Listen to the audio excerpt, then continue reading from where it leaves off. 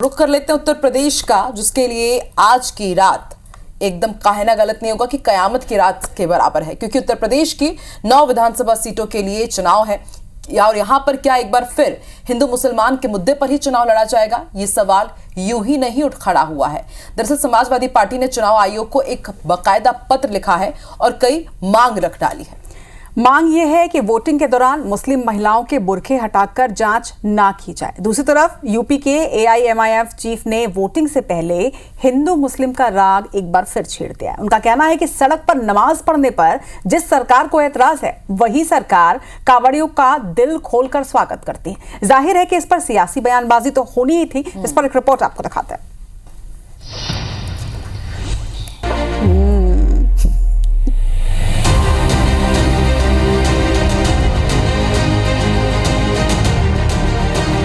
उत्तर प्रदेश की 9 विधानसभा सीटों पर उपचुनाव में अब 12 घंटे भी नहीं बचे हैं, लेकिन उसके पहले हिंदू मुस्लिम के नाम पर होने वाली सियासत केंद्र में आ चुकी है। दिलचस्प बात यह है कि इस बार इसकी वजह बीजेपी या कोई हिंदूवादी संगठन नहीं है, बल्कि समाजवादी पार्टी और एआईएमआईएम है। सपा ये सुनिश्चित करना चाहती है कि वोटिंग के दौरान मुस्लिम महिलाओं के वोटर आईडी पुलिस नहीं जांचे और उनके बुर्के हटाकर भी जांच नहीं की जाए। सपा ने इसके लिए बकायदा चुनाव आयोग को एक पत्र तक लिखा है। वहीं सपा की इस चिट्ठी ने सियासी तुल पकड़ लिया है। बीजेपी ने तंज भी कसा है कि सपा संभावित हार के लिए अभी से बहाने ढूंढ रही है। बुर्के में किसी का वोट कराना ये निश्चित तौर पर गैर कानूनी है। मतदाता पहचान पत्र से पहचान होना आवश्यक है, अपरिहार्य है। ये निर्वाचन की पवित्रता के लिए, पारदर्शिता के लिए भी आवश्यक है। लेकिन समाजवादी पार्टी जानबूझ करके पोलिंग पार्टीज पर कैसे दबाव बनाया जा सके, कैसे निर्वाचन से जुड़े हुए कर्मियों पर एक अनावश्यक दबाव बनाया जा सके, उसके लिए डिमांड कर रही है। जो भी निर्वाचक नाम नियमावली है उसका अनुपालन होना चाहिए। लगातार ये देखा जा रहा है कि थानाध्यक्ष और एसडीएम सरकार के नुमाइंदे बनकर काम कर रहे हैं, चुनाव आयोग के चुनाव आचार संहिता की धज्जियां उड़ा रहे हैं। तो पुलिस प्रशासन ना तो परिचय पत्र चेक करे, ना ही वो किसी का बुर्का उठाकर देखे, ना ही कि किसी की पहचान करे। इसके लिए बाकायदा चुनाव आयोग की तरफ से पीठासीन अधिकारी होते हैं। समाजवादी पार्टी की चुनाव आयोग को लिखी गई इस चिट्ठी पर शुरू हुई सियासी बयानबाजी अभी थमी भी नहीं थी कि एआईएमआईएम की यूपी इकाई के अध्यक्ष शौकत अली ने हिंदू मुसलमान का राग अलापना शुरू कर दिया। उनका कहना है कि जिस सरकार को सड़क पर नमाज पढ़ने पर एतराज है, वही सरकार कांवड़ियों का दिल खोलकर स्वागत करती है।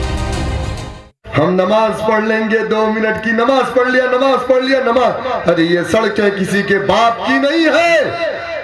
2 महीना कांवड़ यात्रा सावन के महीने में नेशनल हाईवे को बंद करा करके पुलिस डिपार्टमेंट के लोग कांवड़ियों के पैर धुलते, मस्त रहते, चिलम भी मारते हैं, शराब भी पिए रहते, हुड़दंग भी मचाते हैं, गाड़ियां भी तोड़ देते हैं।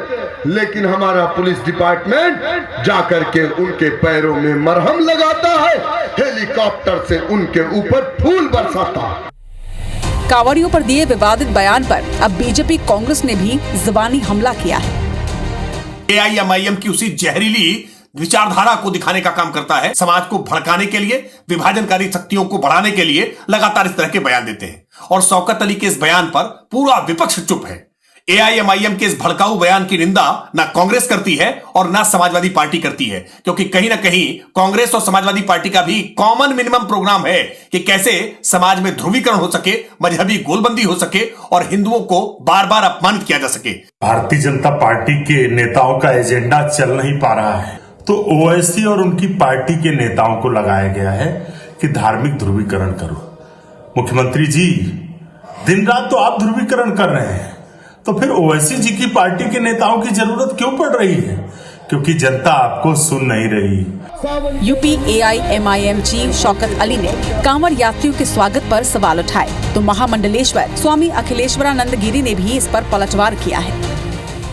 भगवान शंकर के प्रति अपनी आस्था का जो जल है वो लेकर जाते हैं, इसलिए उनके प्रति सम्मान करना, उन पर पुष्प वर्षा करना, ये हमारा अपना स्वभाव है। आप नमाज अता करते हैं, ये आपका गुण हो सकता है, लेकिन उसमें किस प्रकार के लोग हैं, किस प्रकार से करते हैं, इसके लिए उनको चिंता करनी चाहिए। हमारी आचार संहिता में या हमारे आचरण में, हमारे धार्मिक अनुष्ठान में उनको उंगली उठाने का कोई अधिकार नहीं है। वोटिंग से ठीक पहले जिस तरह से सपा ने अपने मुस्लिम वोट बैंक को संतुष्ट करने के लिए चुनाव आयोग को पत्र लिखा और यूपी के AIMIM चीफ ने कांवड़ यात्रियों और नमाजियों की एक दूसरे से तुलना की, उससे बिल्कुल साफ है कि यूपी उपचुनाव में धर्म का तड़का लग चुका है और इसी के इर्द गिर्द ध्रुवीकरण के सियासी बिसात बिछती नजर आ रही है, जिसका किसे फायदा होगा और किसे नुकसान, ये 23 नवंबर को साफ हो जाएगा। Bureau report IBC 24।